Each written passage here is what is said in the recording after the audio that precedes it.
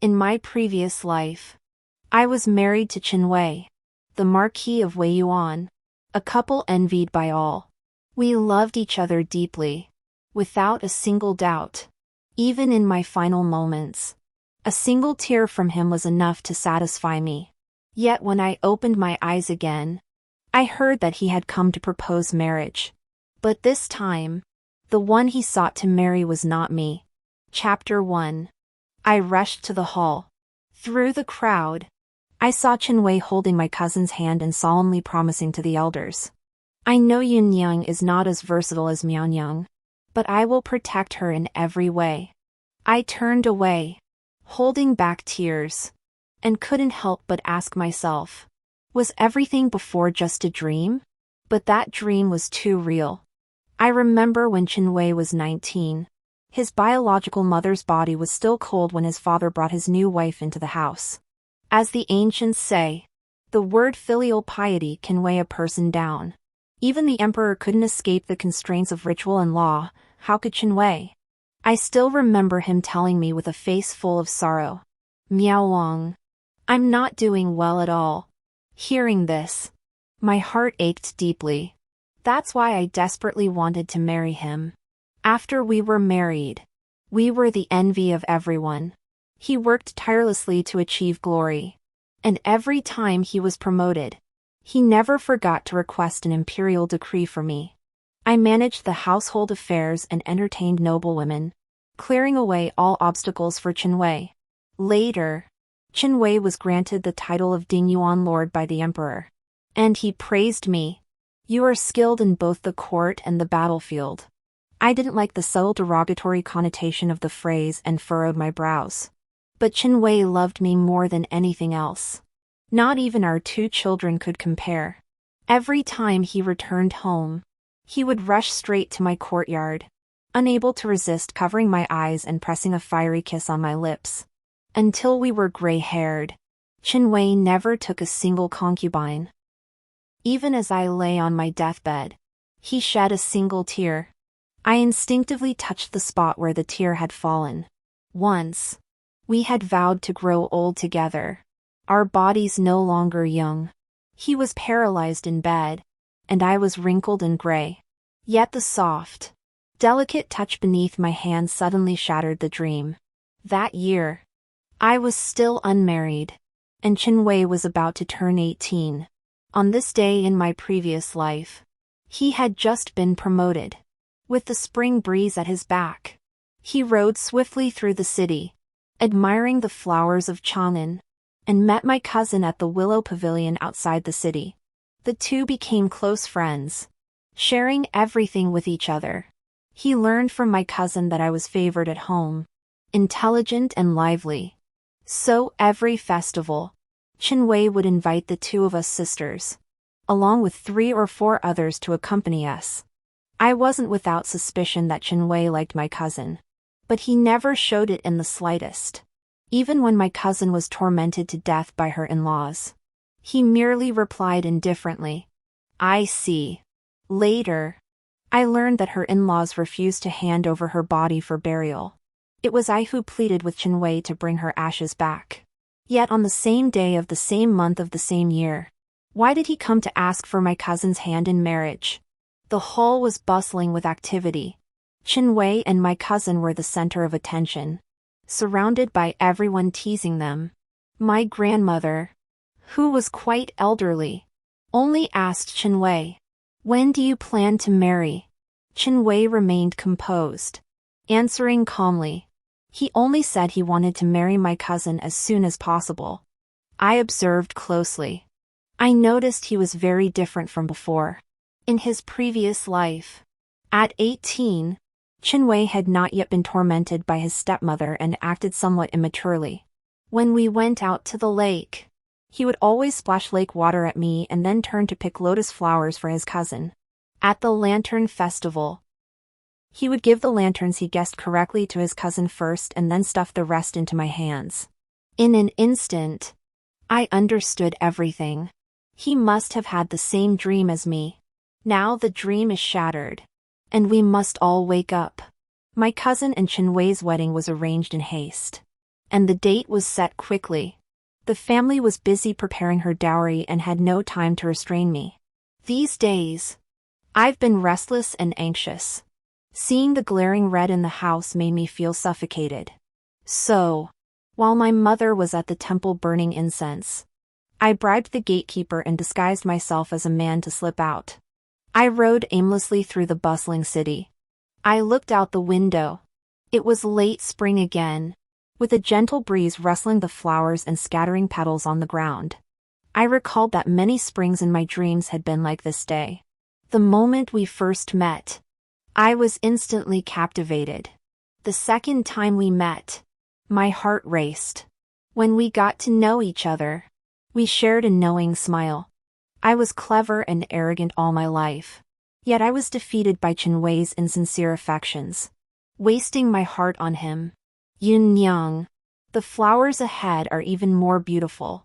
Let me take you there. Through tear-filled eyes, I seemed to hear Chenwei's voice, hurriedly wiping away my tears. I chased after the figures that resembled them for a long time. But in the end, I lost them. Looking around and seeing no one, I knelt down and buried my face in my hands, sobbing. You liar! If you didn't like me, why didn't you just say so? After venting my anger, I staggered back. As I passed by a lotus pond, I stood beside a fisherman for a moment, looking at the duckweed covering the pond and said, "No one manages this place. The fish have all suffocated to death in the water plants." The fisherman turned around upon hearing my voice and revealed my name. So the female ghost in the forest earlier was actually Miao Yang in disguise. At that moment, I recognized him as well. The fourth prince, Lu Ping, who had died young and unfulfilled. I had no feelings for the fourth prince. In my previous life, I had gone out of my way to learn about his preferences to ensure Chenwei's career would go smoothly. I knew he was in charge of personnel selection at the Ministry of War and was skilled at recognizing talent. To ensure Chenwei's resume would catch his eye, I visited the mansions of several key officials. In the end, Chenwei was promoted, but he was taken to the border by the fourth prince to fight in a war. He was gone for 2 years. Letters were hard to come by, and I spent every day at home praying for his safe return. Later, Chenwei's official position grew increasingly prominent, and the noblewomen I associated with also rose in status. Outside the home, I could never let my guard down, fearing that the slightest misstep would send us plummeting into an abyss. The bitterness in my heart could not be confided to my husband stationed at the border, nor could I risk causing my mother any worry. I could only swallow my tears. When Chenwei returned to the capital with the fourth prince, he was surprised. Miaowang has been living in luxury at home all this time. Why has she become so thin? I said. Socializing is no easy task. He laughed. Miaowang was spoiled by her mother-in-law. As soon as she entered the household, she took control of the household affairs. It's much easier than your sister's life. Talking to a man about the hardships of being a woman is like talking to a bull about horns. If that's the case, why should I endure such suffering in this life? I'll find a suitable husband, no longer pursue wealth and honor, and live a peaceful life. Thinking of this, I slowly knelt down and said, "Fourth prince, may you be well." The fourth prince nodded. "It's getting late. Go back." He pulled up his fishing rod, turned around, and limped away. I once heard someone say that the fastest way to forget someone is to find a new love. As I watched the fourth prince's slightly disheveled figure, I suddenly had an idea. In 2 days, daughters of officials of the 6th rank or higher could apply for the imperial selection. I recalled that several princesses had been chosen in this selection, but for some reason, the fourth prince had risked his life to refuse the emperor's arranged marriage. Even after his death, his inner courtyard remained empty. I returned home at the right time and made up my mind on the carriage. When my mother returned from her Buddhist prayers, I told her my plan. My mother studied me carefully for a long time, furrowing her brows. Your aunt came to see me yesterday and said that Yin-Yang's dowry was too meager. She wanted to borrow some decent items from our second branch of the family.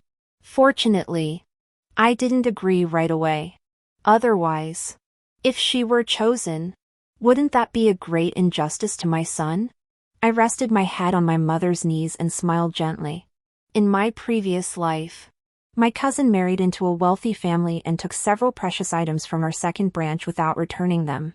My mother, out of consideration for our family's reputation, had to swallow her pride and accept the injustice. Now that we are marrying into an equally prestigious family, it would be too much to ask us to give up our possessions as well. At dusk, after accompanying my mother with her meal, I happened to see my cousin lurking in the corridor. Upon seeing me, her pale, delicate face softened. Miao Wang, you walked so quietly. You scared me half to death. I smiled and asked her, where were you going? My cousin's face flushed red. I went to the Willow Pavilion to meet a friend. We had a chat. I nodded, knowing that I hadn't mistaken her earlier. Their past lives had begun at the Willow Pavilion, and now they were reunited there in this life. I never expected Wei, who was so focused on his career in the bureaucracy, to be such a man of principle. A bitter taste filled my heart. Just as I was about to make an excuse to leave, my cousin said, by the way, my friend mentioned you today. I stopped in my tracks, a glimmer of hope rising within me. My cousin stared at me and said, that friend mentioned he has a close friend, the eldest son of the commander of the Imperial Guard, Su Qiyang. He's tall and sturdy, honest and hardworking. He wants to introduce you to. I laughed coldly. The eldest son of the commander of the Imperial Guard? In my previous life, I had served Wei faithfully, sacrificing everything, only to die a tragic death on the battlefield, leaving no heirs behind. Why would I remember him? Of course, it was because every time Wei was promoted or became wealthy, he would lament to me.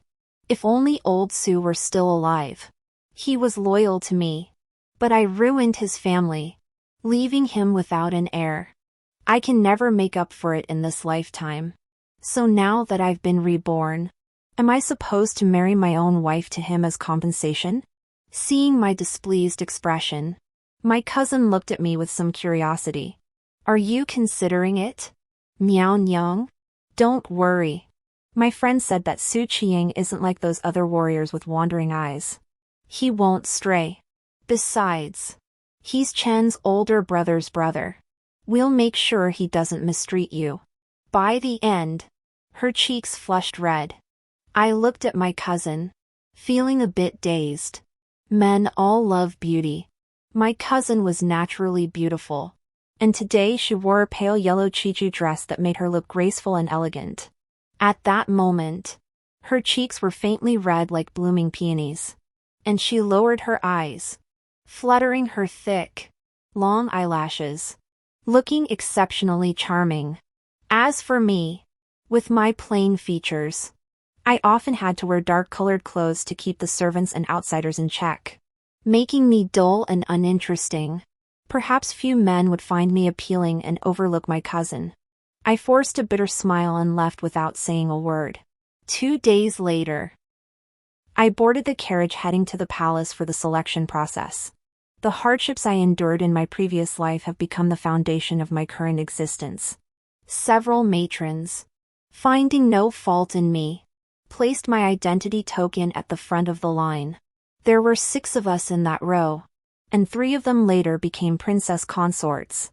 I composed myself and approached them to strike up a conversation. By flattering them in a humble yet confident manner, I managed to gain a few friendships. On the day of the grand selection, the sisters I had befriended were all granted marriages by the emperor.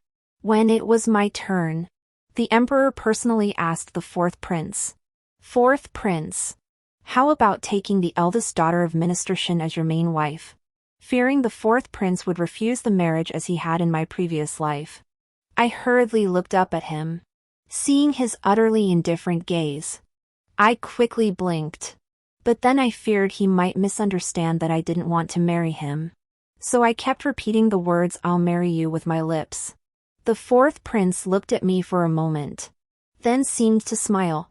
"Father has chosen well. My marriage is entirely up to you." Immediately, I felt several pairs of eyes on me, like needles pricking my back. It wasn't until the emperor issued an edict to break the tension that I was able to escape. Back in the palace of the concubines, several of the future princesses gathered around to ask me questions.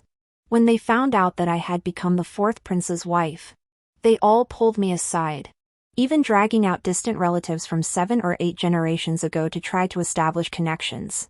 I smiled on the surface, knowing they were only being friendly because the fourth prince was physically impaired and couldn't ascend the throne. I couldn't help but think of my past life when I married Qianwei. There were many times when I attended banquets and social events. Even when I was humiliated or deliberately made to feel uncomfortable, no one cared, and I had to force a smile. Now, even before marrying the fourth prince, I had already benefited from his status. My heart felt bittersweet. In this life, Qianwei and I have made different choices. From now on, I won't care how he lives. I only hope that my family and the fourth prince are well. That is enough. The imperial decree for the arranged marriage had been issued, and the selection of concubines had come to an end. The concubines were being sent out of the palace one after another. My family had received the news early. Except for my grandmother, who was unable to move. Everyone else was waiting at the door to greet me. My mother smiled broadly. "We haven't seen you in over a month, and everyone at home has been missing you." Hearing this, I looked up. I didn't see my cousin's figure. As I followed my mother into the main hall, I saw the red paper that hadn't been removed yet and realized that my cousin had already been married off. Everyone noticed me staring at one spot and turned their gaze there. My aunt smiled knowingly and explained enthusiastically. "You two grew up together and are closer than anyone else. Yin Yang didn't know about your selection for the imperial harem, and she kept asking about it on the day you returned home." I nodded. "Let's invite my sister back for a visit someday." As soon as I said that, my cousin arrived the next day, accompanied by Qianwei.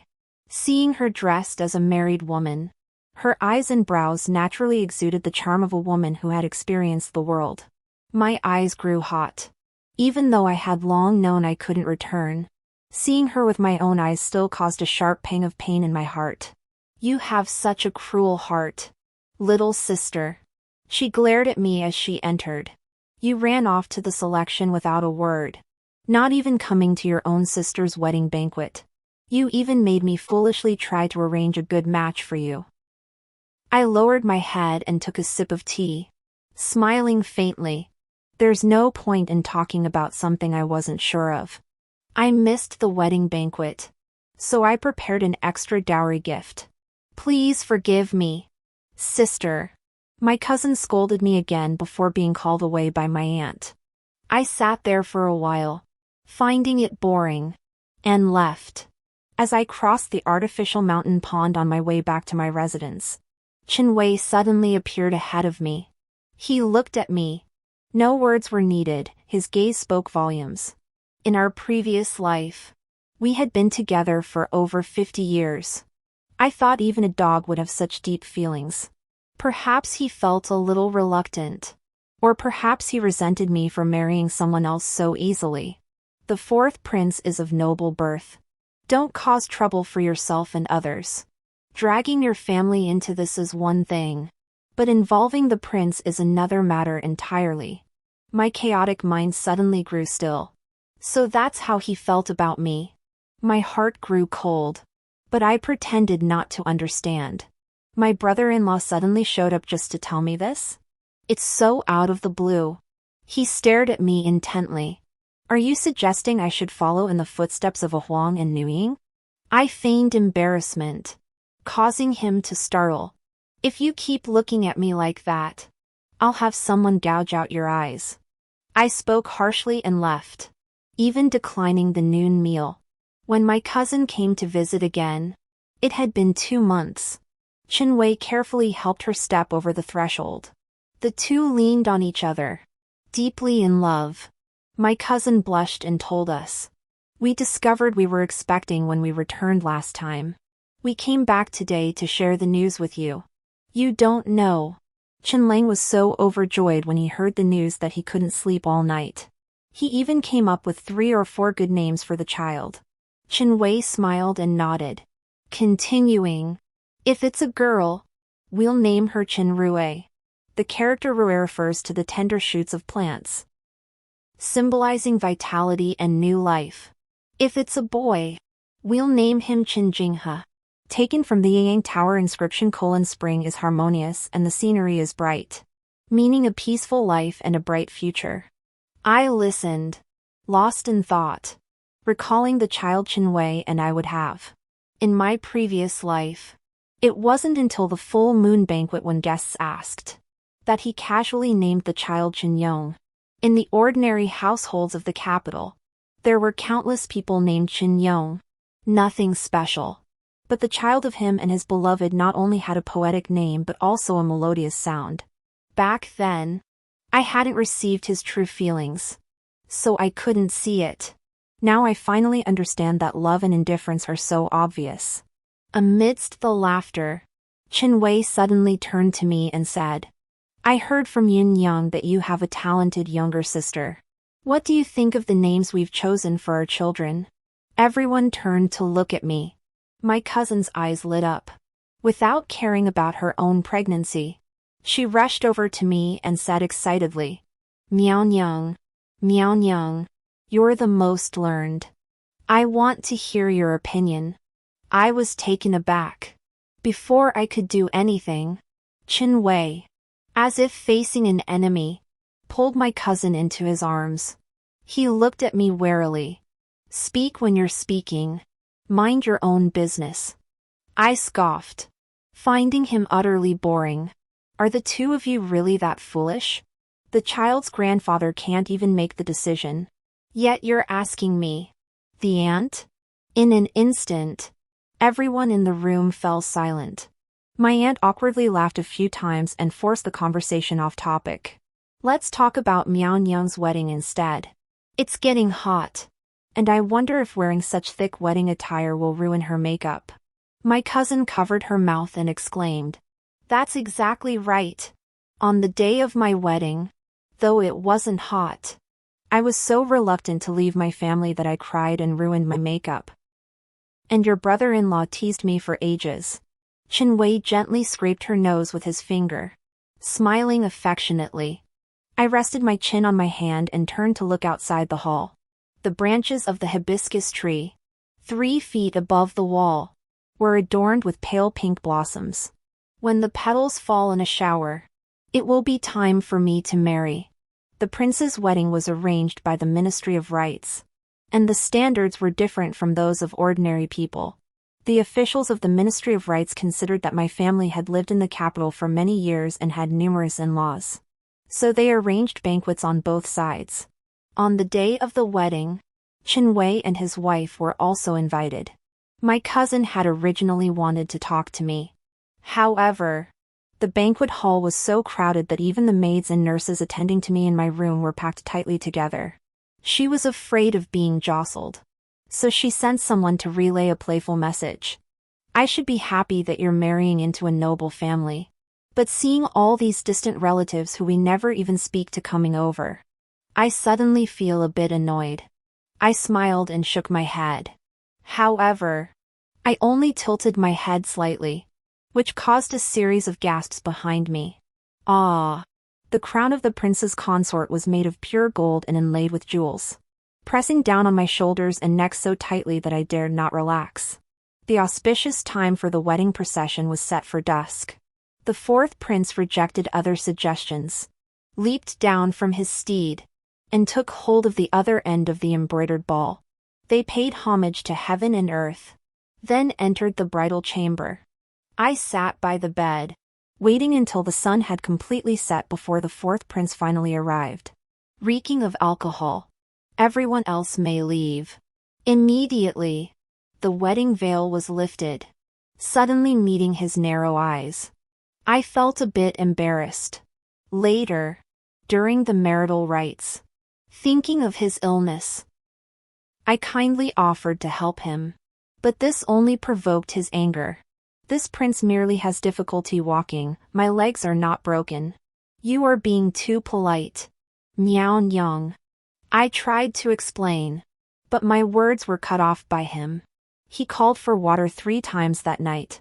The next day, under the bright sun, we entered the palace to express our gratitude. The emperor was busy with state affairs. When he spoke to us, he didn't even lift his head, merely waving us away. The empress, who was not the 4th prince's biological mother, only exchanged a few polite words before serving tea and seeing us off. On the way back, we sat facing each other. The 4th prince's expression was unusually calm, as if he had grown accustomed to such treatment. It was then that I realized why someone as noble as the 4th prince would end his life in such despair. Do you feel sorry for this prince? He suddenly spoke, his voice tinged with a hint of bitterness. I smiled faintly. You've misunderstood. I am merely the daughter of a lowly official. I envy your highness enough as it is. He averted his gaze and fell silent. The carriage fell into an eerie silence. After a moment, I suddenly asked about the imperial selection ceremony that day. If I hadn't begged you so desperately back then, who would you have chosen? The 4th prince paused for a moment before answering. I didn't want to choose anyone. I nodded and didn't press further. Instead, I blinked at him and pleaded. On the 3rd day of the wedding, will you accompany me? The 4th prince softly hummed in agreement, then closed his eyes. My purpose had been achieved, so I wisely kept quiet. The horses' hooves clattered, and the wheels turned a corner. The breeze from the alleyway lifted the curtain of the carriage. I suddenly locked eyes with an old acquaintance, and we both startled. The carriage headed west, and he went south. Today we had the chance to meet again, but from now on, we will grow further apart. The return visit banquet the day after tomorrow had been prepared for a long time by my maternal family. Unfortunately, my eldest cousin had suffered a miscarriage the day before and had been bedridden for the past few days. Unable to go out. I heard my aunt mention this and couldn't help but feel suspicious. Qin Weisheng's mother is still alive. My cousin wouldn't be subjected to her stepmother's cruelty. Qin Fei, though lustful, is of decent character and wouldn't mistreat his pregnant wife. Could it be Qin Wei? If you're not feeling well, go back early. We'll invite your mother-in-law over for a visit another day. The 4th prince's concern made me smile. Well, it's none of my business after all. I have no right to meddle. I should just focus on the future. If nothing unexpected happens, the 3rd prince should ascend the throne. But I've heard that the 3rd prince and my master have some private grievances. If they can't be resolved, I'll have to find another way out. After sitting at my maternal home for a while, I felt quite tired. So I told my mother, in a few days, I'll take the women of the household to the 4th prince's mansion to pay a visit. But my mother either didn't take it seriously or had other considerations, and she never came. Coincidentally, after the 4th prince's marriage, he entrusted the management of the household to me. I also heard that the emperor had recently fallen ill, and several princes with the ability to ascend the throne were growing restless. I simply didn't have the time to invite my mother over for a visit. Sometimes, as I rubbed my aching wrists, I couldn't help but sigh. What a life of toil and hardship. However, despite my busyness, I still found time to enjoy a cup of tea in my spare moments. Unlike the 4th prince, who was entrusted with important responsibilities by the emperor after his marriage, had been working non-stop for months, and now had to lead an army to the border to fight. When I compared my situation to his, I felt content. Just as I was about to go for a walk in the garden, A maid suddenly came over and said, "Your Highness, there's someone outside claiming to be your cousin, asking for your help with something." This visit from my cousin was instigated by Qinwei. She pouted and complained. It's all his fault.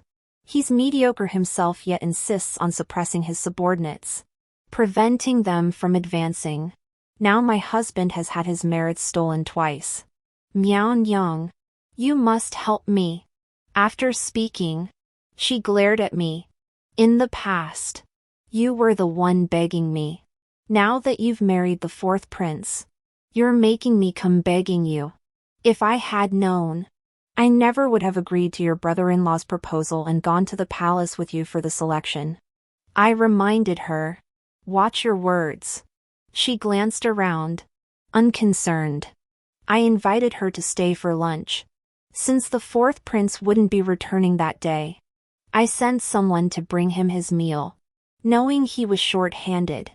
I recommended Qinwei to him. My cousin, knowing I had helped, happily brought me a basket of sour plums. She was suffering from severe morning sickness and couldn't go a meal without them. I only took a tiny bite of the plum flesh, and it was so sour I had to drink 3 cups of tea. Just like in my previous life, Qinwei was to accompany the fourth prince to the border to fight. I had already arranged for the fourth prince's daily necessities and prepared a large sum of convertible banknotes. He saw this but said nothing. He only exerted himself fiercely at night. It wasn't until the very end that he said, "You are good." On the eve of the army's departure, the gatekeeper handed me a letter. It was written in Qinwei's own hand. My mother is strict and old-fashioned, and Yin Yang is stubborn yet delicate. I am about to embark on a long journey and may not return. I humbly request that the Empress take good care of my wife and children. I will repay your kindness in the future. I merely smiled and replied, Mianyang is unworthy of such a great responsibility. If the general has any concerns, perhaps you could arrange for your sister to be placed in the Shin family. The servant returned with the letter and whispered to me, the general's wife is in a quarrel with him and has stirred up the fetus. It seems she does not want the general to leave the capital. I sighed. Qinwei was so eager to prove himself that he didn't even consider his cousin's wishes.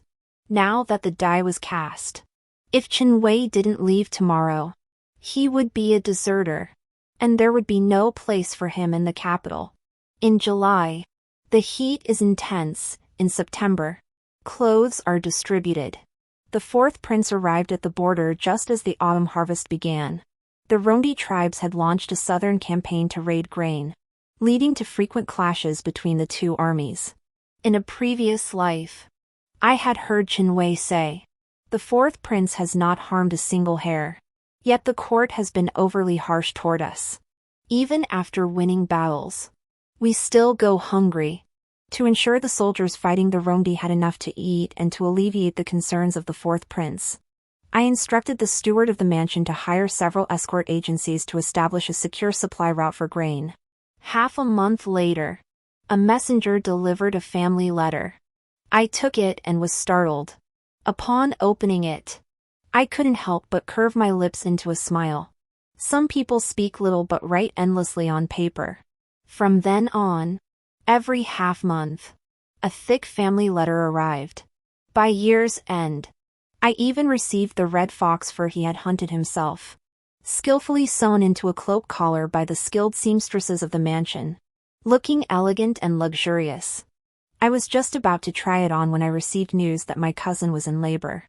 Childbirth is already a perilous ordeal, like walking through the gates of hell. When I rushed over, I heard my aunt weeping. Your cousin has such a tragic fate. In this freezing cold weather, her wicked mother-in-law wouldn't even give her a brazier of charcoal.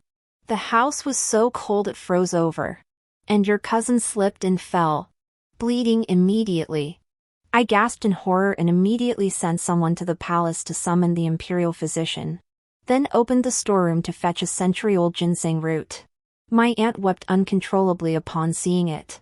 When the imperial physician arrived, he shook his head and sighed deeply. The mother has already given up hope. unless her heart is eased.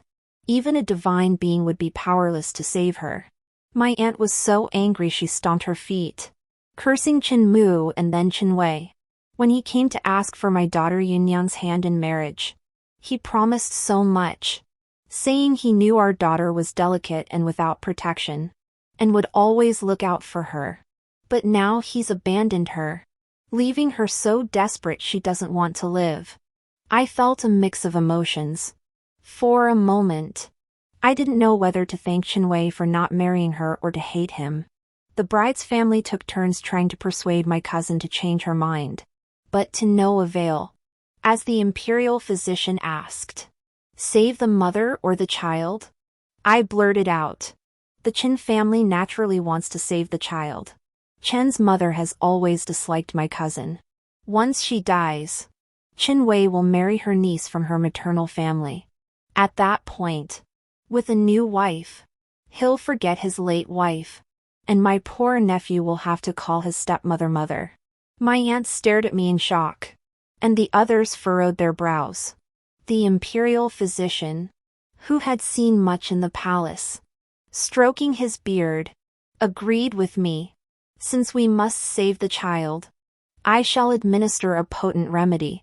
No sooner had he finished speaking than a scream echoed from the delivery room. No. My cousin was so frightened she suddenly didn't want to die anymore. After a day and night of labor, she gave birth to a baby boy whose cries sounded like a kitten's meow. I wrote about this incident in a letter, and the fourth prince replied, "From now on, I will not leave your side during childbirth." On the spring day of the new year, the fourth prince led his troops out of Hanshua County, appointing Qin as general of the Swift Cavalry to attack the Rondi tribes to the west, while several other generals were ordered to encircle them from the north and south, aiming straight for Huanglong. The battle was a resounding victory, reclaiming the lost territories, capturing thousands of Rondi soldiers, seizing 10,000 head of livestock, and driving away the rulers of two enemy factions. Qin was promoted to general of the chariot cavalry for his merits, and two other generals were enfeoffed as marquises. The fourth prince, for his capable leadership, was enfeoffed by the emperor as a prince of the first rank, with the title of Rong. Among all the princes, the fourth prince was the first to be granted the title of prince. However, due to his poor health, he had no chance of inheriting the throne, so he had more allies than enemies. Yet, from my past experiences, I knew that the more one is in the limelight, the more cautious one must be. I have always been loyal to the fourth prince. No, I should now refer to him as Prince Rong. I have always reported good news and withheld bad news, sending him supplies and messages every month through the grain caravans. That autumn, Qin achieved a remarkable feat. He decapitated thousands of elite troops of the Rondi tribes and captured over 3,000 spies, while driving back over 1,000,000 horses, cattle, and sheep of the Rondi tribes, all while his own forces remained unscathed. He returned victorious and was granted the title of Marquis of Pingxi. In my previous life, when he was granted the title of Marquis, his fiefdom comprised only 100 households. In this life, his fiefdom spans 800 households. My judgment has never been wrong. He is indeed a capable man, but he has reached his limit. Qin was ambitious and disobeyed orders by building a bridge across the river to launch a surprise attack. The prince, considering Qin merits outweighed his faults, concealed the matter and still granted him the title of Marquis. However, Qin would never be trusted again. Disobedience is the greatest taboo in the military. The following spring, the prince ordered several generals to depart together and requested the emperor to appoint 2 grand generals to depart from the rear right flank, all to attack the Rondi. In previous years, the Rondi had always raided in the autumn and rested in the spring.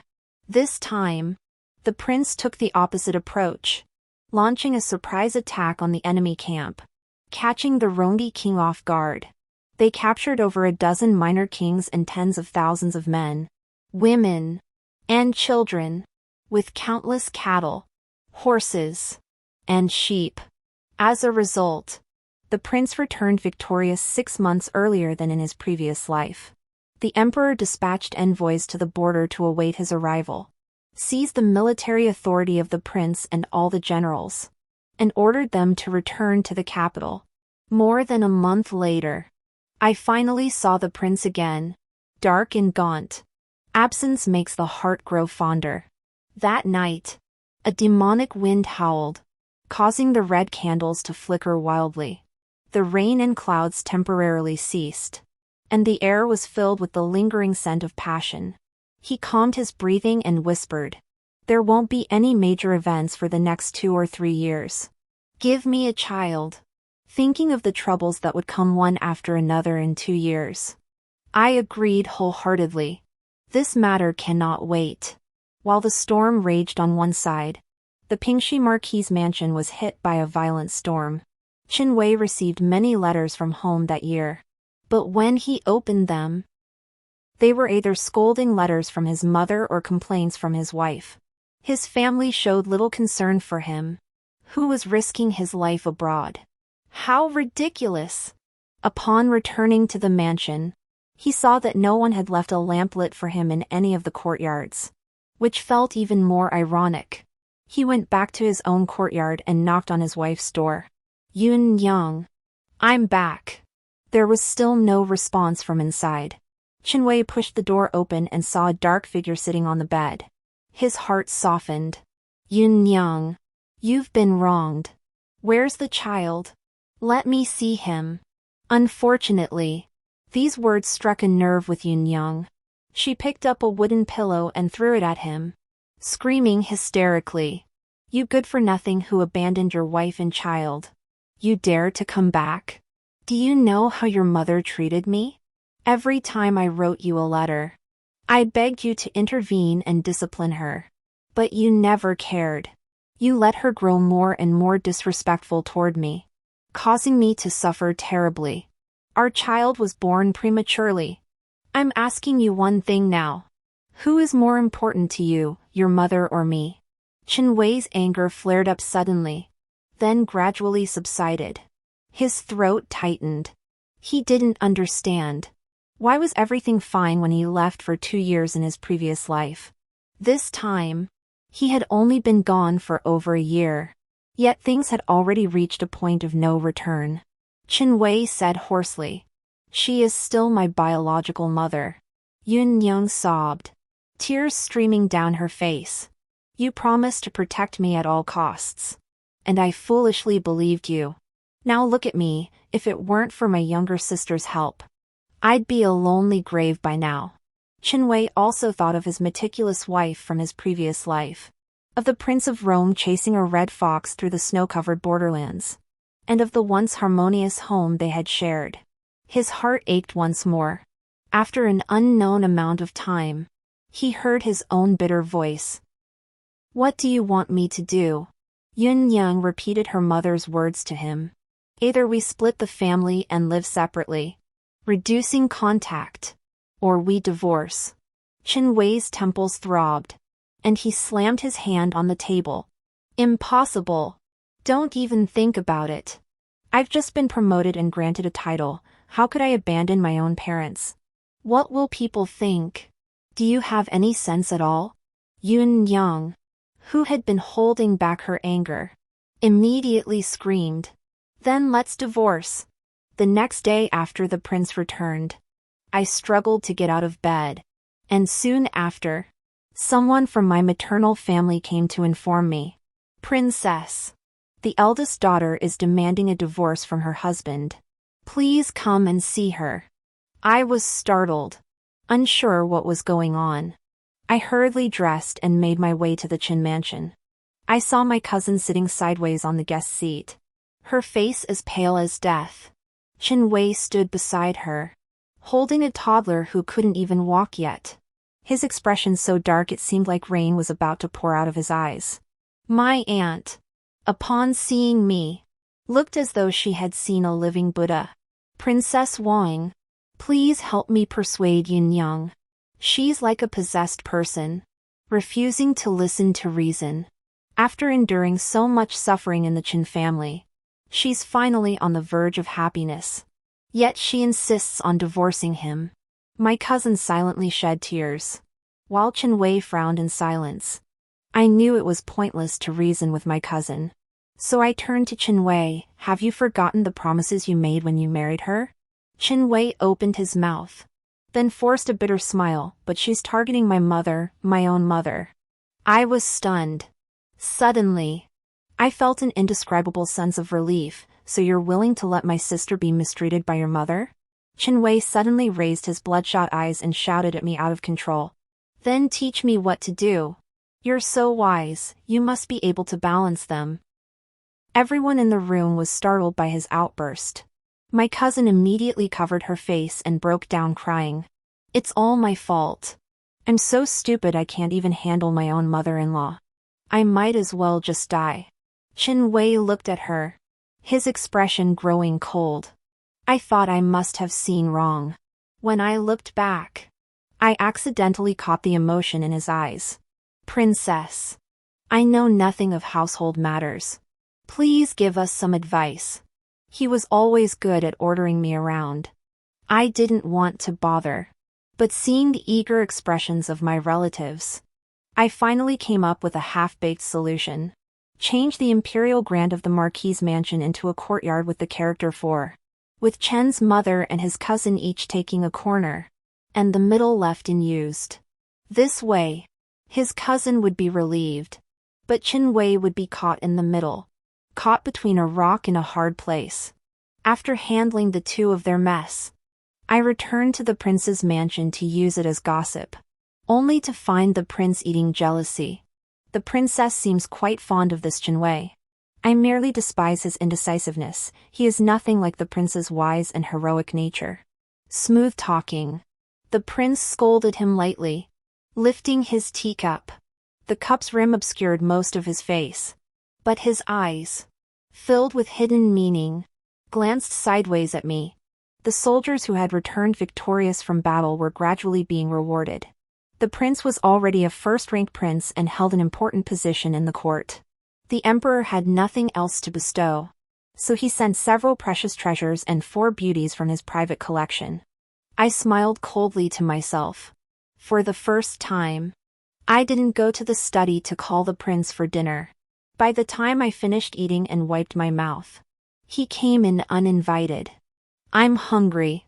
I stood up and called the servants. Prepare a few dishes for the prince. The prince's brows relaxed slightly, but there was still some confusion in his eyes. However, he had always been a reserved person. Only at night, when he couldn't control his emotions, would he utter a few soft words. Why didn't you come to call me today? I had been tormented by him and had no energy left to argue. So I confessed honestly. Your Highness is truly blessed. The Emperor has sent 4 young beauties to our residence. I had no intention of teasing him, but the prince suddenly turned red-eyed. He lowered his head to my collarbone, his voice filled with disgust. I knew it. They all want to make me miserable. Seeing how much we love each other, they deliberately sent people to sow discord between us. You don't trust me. I understand. But there are some things I only want to tell you. To me, women are too weak and foolish, only bringing more trouble to someone already trapped like me. That's why I've always kept women at a distance and never thought of having a wife or children. But Miao Niang is different. As the words fell, 2 streams of hot tears trickled down his collarbone. I held my breath in astonishment. Was he crying? Unbelievable. I gently brushed away the tears from his burning eyes and teased him. I've never seen a man cry before. Lift your head up so I can admire you, sigh. I had gone too far and got bitten. I quickly wrapped one arm around his waist and stroked his hair with the other. It's okay. Don't be afraid. As long as the prince doesn't change his heart, I'll always be good to you. Perhaps in this new life, Chen and I were here to fill the gaps left by our previous lives. He couldn't have his cousin, and I felt compassion for him. What the future holds, Only time will tell. At this moment, my heart was at peace. Epilogue. After Qinwei was enfeoffed as a marquis, he requested an imperial decree for his cousin. The emperor granted it. His cousin was overjoyed and often came to the prince's mansion to talk to me. One day, she looked unusually shy. After much prodding, she finally said, "It's all because of your brother-in-law. Everyone who fought with him has been promoted, and even his former subordinates now hold higher ranks than him. I've tried to ask you for help several times, but he refuses to say anything and even threatened me not to tell you. It's driving me crazy." I smiled and said, "Perhaps there's more to the story." My cousin slammed down her teacup and shouted at me, "What secret? Someone must have stolen his credit. Qinwei is your brother-in-law, Miao. You must help us. Your brother-in-law doesn't seem like the type to bend or break. Sister, you should go back and find out the truth first. You're your own sister, and you're making excuses to avoid helping me. The prince is in a high position, investigating something is just a matter of speaking a few words. You're such a useless princess." As soon as she said that, I couldn't drink the tea in my hand. The blue and white porcelain cup clattered to the ground. I looked at her with a serious expression. "If that's the case, I have nothing more to say. Lady Pingxi Ho, please return." My elder cousin was so frightened she jumped to her feet, tears welling in her eyes. Dared not speak. I wondered what trouble she would cause when she returned home, and my maternal family would likely send someone to ask me to mediate. But this time, it was Qinwei who was insisting on divorcing his wife. When the gatekeeper came to inform me, I was sitting by the bedside feeding medicine to the prince. He was a man who rarely fell ill, but after catching a cold, his symptoms were more severe than anyone else's. Cough. Cough. Seeing him coughing so violently that his fair face turned red, I couldn't bear to leave. I merely waved my hand. "The prince is busy here. Just tell them I'm unavailable." After dismissing the gatekeeper, I overheard the prince mention Qinwei. "He seems capable, but deep down, he's restless." This single remark sealed Qinwei's fate. In subsequent annual evaluations, Qinwei consistently ranked in the lower half, with his salary cut repeatedly, compounded by the fact that no one in Prince Ho's mansion was skilled in management. The estate eventually became nothing more than a hollow shell. As for my cousin, after Qinwei insisted on divorcing her that day, she dared not mention divorce again. The two gradually became a notorious couple in the capital. I had only heard that they frequently argued, but I never imagined they would come to blows at my son's full moon banquet. My cousin was delicate and no match for him. A mere soldier. I quickly ordered the guards to subdue Qinwei. He was forced to the ground, looking at me with a face full of grievance and resentment. The prince snorted coldly beside me. The following month, Qinwei was transferred to Yanzhou, 1,000 miles away. Yan state was vast and sparsely populated, with scarce resources. Qinwei was left alone in a foreign land and never returned. For half a year, no letters were sent back home, and my cousin even began to suspect he was dead. However, at the end of that year, I received a piece of sable fur with a note attached. 1,000 joys and sorrows are but a dream, 2 lifetimes have been wasted in folly.